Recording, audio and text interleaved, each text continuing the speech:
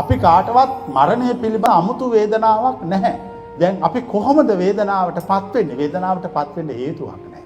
අපිට මරණය අපිට ලොකු දෙයක් නෙමෙයි.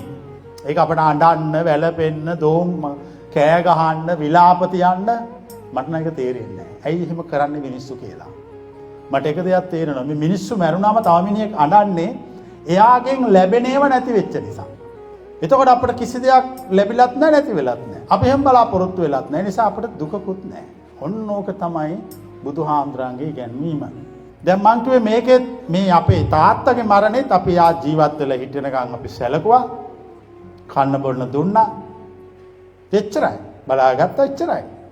මගේ දේවල් තුනයිනේ තියෙන්නේ. කන්න දෙනවා, බෙහෙත් දෙනවා, මැරුණොත් වල දානවා. මේ මගේ යුතුයකම් තුනයි මම මිනිස්සුන්ට ඉටු කරන්නේ. වෙන කිසිම දෙයක් කරන්නේ නැහැ. මොකද අනිත් ඒවා මං කරන්න ඕනේ ඉන්නියුම් කරගන්න. මේවා අපි බොහොම සරලයි. කියන්නේ මහා මේ ලක්ෂ 10 15 පෙට්ටි ගෙනල්ලා ඒව ඕනේ නැහැ. ඉන්නකම් සැලකුවේ නැති වුණාම තමයි ලොකු ලොකු පෙට්ටි වල දාන්න ඕන. හරිනේ ඔයලා දන්නෝනේ මේක ඇත්ත. අපි ඉතින් ඉන්නකම් සැලකුවා, ඔක්කොම අවශ්‍ය දේවල් කළා, බෙහෙත් ඒ තරම් දුන්නා. ඉතින් අපි මේ යුතුයකම් හරියට ඉටු කළා. මෙතෙන්ට එන පිරිස සහභාගී වෙලා තියෙනවා. ඥාතීන් සහභාගී වෙලා තියෙනවා. මරණය සිද්ධියක්. ඒක ජීවිතේ එක දෙයක්. ඒක 아무තු සිද්ධියක් නෙමෙයි. ඒ යුතුයකම් ඉටු කළා. ඉතින් දීර්ඝායුෂ භුක්ති විඳා. මිනිස්සෙක් අවුරුදු 80කට වඩා ජීවත් වෙනවා කියන්නේ ඒක දීර්ඝායුෂ භුක්ති විඳීමක්. කිසිම ලෙඩක් දුකක් තිබුණේ නැහැ. ඉතින් හොඳට හිටියා. එච්චරයි. ඕක අපිට යාට විතරක් නෙමෙයි අපි ඔක්කොටම ඕක හරි සරල ධර්මයක්. ජීවිතය කියන්නේ මොකද්ද? මරණය කියන්නේ මොකද්ද? ජීවත් වෙලා ඉන්නකොට මිනිස්සු ජීවත් වෙන්න ඕනේ මැරෙන බව දැනගෙන. මරණය 아무තු දෙයක් නෙමෙයි. ඒක සාමාන්‍ය එක සිද්ධියක් පමණයි. අපි ජීවත් වෙනකොට අපි හැම මොහොතකම මිය යනවා. අපි මිය යන බව අපි කලින් තේරුම් අරන් තියෙන්න ඕන. මිය යන බව තේරුම් ගත්තම මරණය ප්‍රශ්නයක් නෑ. කොහොමත් මැරෙනවා. ඒක අඬන්න, ශෝක කරන්න, වැළපෙන්න දෙයක්වත් නෙමෙයි. මම මරණය දකින්නේ එහෙමයි.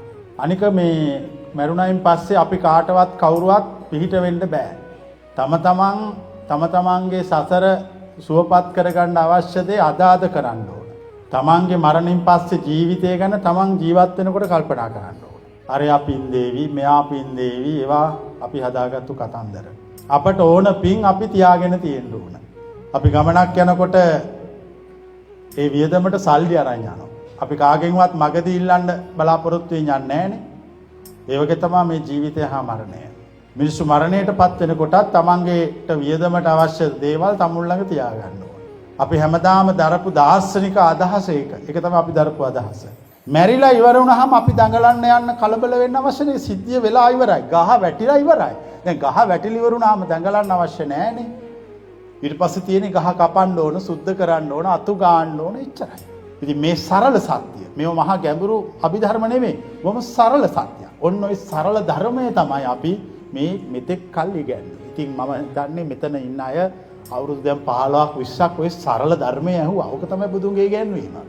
ඉතින් අපි ඔයගොල්ලන්ටත් කියන්නේ ඔයගොල්ලොත් අපි වගේ ජීවිතය අවබෝධ කරගන්න. ඒක තව එක සිද්ධියක් විතරයි.